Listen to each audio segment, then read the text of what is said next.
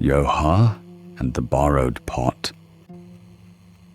In a small village where everyone knew everyone's business, there lived a clever man named Joha. One morning, he walked to the house of his wealthy neighbor, Selim, a man known for his generosity in words but caution in deeds. Joha asked to borrow his neighbor's largest copper pot, claiming he needed it for a feast. Selim, though hesitant, agreed, but not without reminding Joha to return it safely.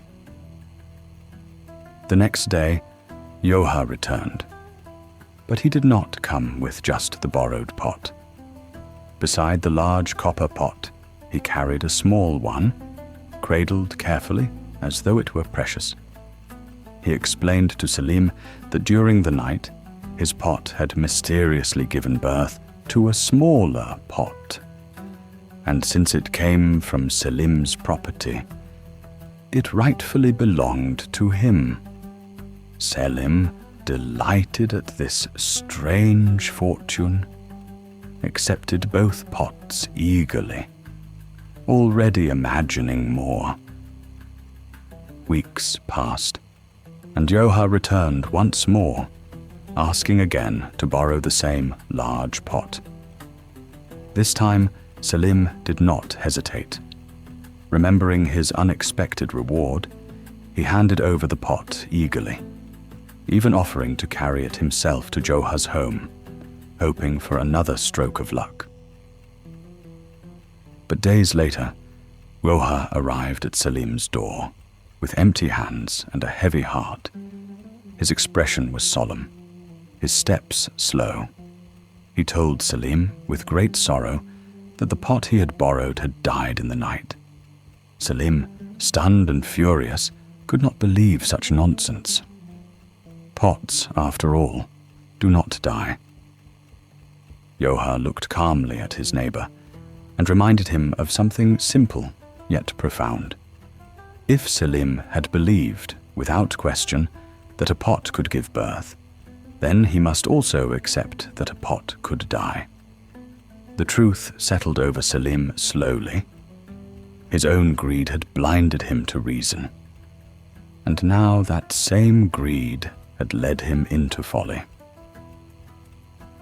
Furious and humiliated, Selim stormed to the village governor's court, demanding justice for his stolen pot.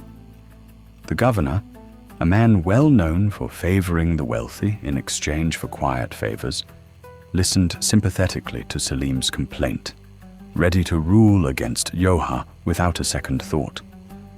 But when Joha was called before the court, he calmly recounted the entire affair, how the pot had once given birth, how Selim accepted that fortune without question, and how the same pot had now supposedly died. Joha asked the governor plainly, was the court's duty to bend truth only when it profited the powerful and abandon reason the moment it did not? The gathered crowd murmured in agreement, and the governor, caught between his bias and the undeniable logic before him, was forced to admit, before the entire village, that Selim could not claim a birth as fortune, while denying a death as nonsense. Selim's case collapsed in public disgrace, and for one afternoon at least, wit had triumphed over both greed and privilege.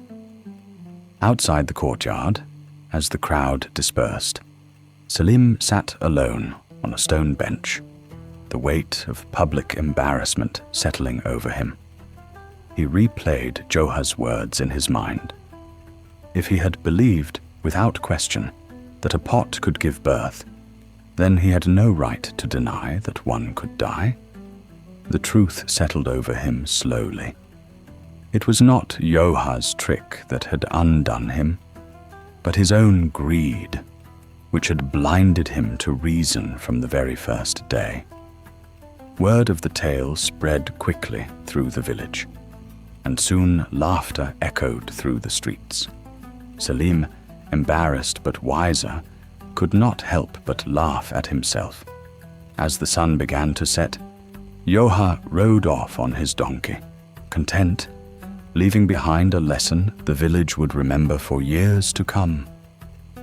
Greed clouds judgment, and those who chase easy fortune must be ready to accept its cost.